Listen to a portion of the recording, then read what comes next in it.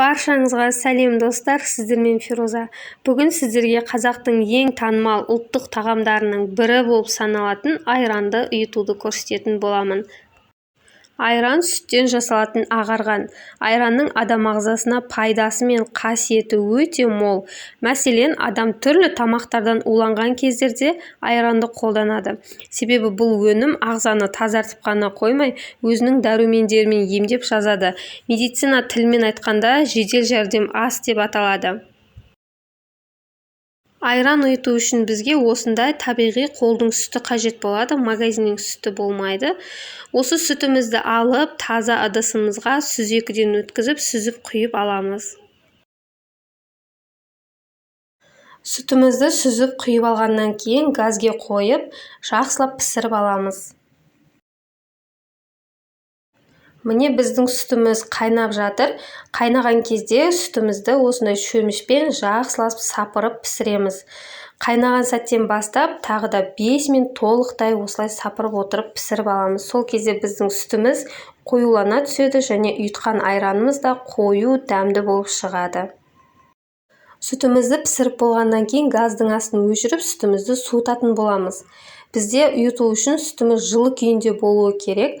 Қолымыздың ұшын батырып көргенде жылы болып тұру керек. Егер сүттеріңіз шым-шым ыстық болып күйінде ұйытсаңыздар, айрандарыңыздың сарысуы шығып, ащы болып қалады. Енді сүтімізді өзімізге ыңғайлы ыдысқа құямыз. Мен осындай банкіге құйып ұйытамын, себебі банкінің аузы жақсы жабылады. Бізде айранды ұйытқаннан кейін аузы жақсы жабылып тұруы керек.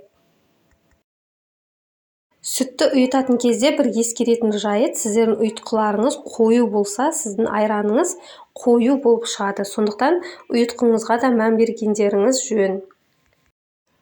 Ұйытқымызды осындай пиалаға құйып алып, жақсылап араластырып, іртіктерін жазып аламыз. Сосын бір қасық ұйытқымызды алып, жылы сүтіміздің үстіне қосып, жақсылап араластырамыз. Егер сіздерде осындай ұйытқы болмай жатса, сіздерге бір лайфхак болсын, сметана немесе кәдімгі биосты алып, осындай бір қасықтан қосып, ұйытсаңыздар да болады. Айранды ұйытатын кезде ең алдымен пісімалда деп бастап, айранымызды менің айраным тәтті болып шықсын, жақсы болып шықсын, дәмді болып шықсын деп ұйытсаңыздар, айрандарыңыз өте керемет дәмді болып жақсы ұйытын болады. Енді ұйытып болған айранымызды осындай крышкамен бетін жауып, жақсылап жылы жерге орап қоямыз. Бір ескеретін жайт, сүтімізді осылай жылы орап қойғаннан кейін 3-4 сағатқа дейін қашан айраным болып ұйығанша мүлдем ары-бері қозғауға болмайды. Міне біздің айранымыз дайын болып шықты. Енді осы дайын болып шыққан айранымызды дәл осы қалпында тоңазытқышқа 5-6 сағатқа қоямыз. Сол кезде біздің айранымыз тағы да қоюлана түседі. Егер айрандарыңызды бір түнге қалдыратын болсаңыз, айрандарыңыз одан да қою және дәмді болып шығады. Міне біздің айранымыз 4 сағат тоңазытқышта тұрды. Одан да көбірек тұрғызсаңыздар болады.